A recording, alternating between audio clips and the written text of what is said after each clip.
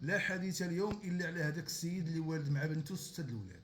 والقضيه وما فيها هي ان هذه البنت هذه عندها صاحبها وفي نفس الوقت كيمارس معها باها لازيد من 20 سنه، لدرجه انها ما عارفاش ولادها من باها وولادها من صاحبها. هذه البنت اللي كيمارس عليها باها عندها 6 ديال الاولاد.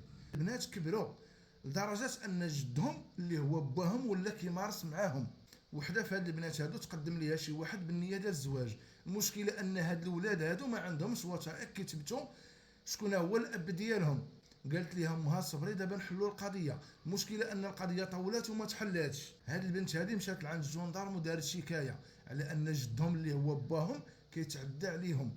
وهنا فين تفرشت القضيه ورجعت قضيه ديال الراي العام. النيابه العامه عطات الاوامر للدرك باش يجيبوا هاد العائله كامله ويحقوا معاهم. وبالفعل الام قالت انها والده مع باها، والمشكله انها ما كتعرفش ولادها من باها وولادها من صاحبها.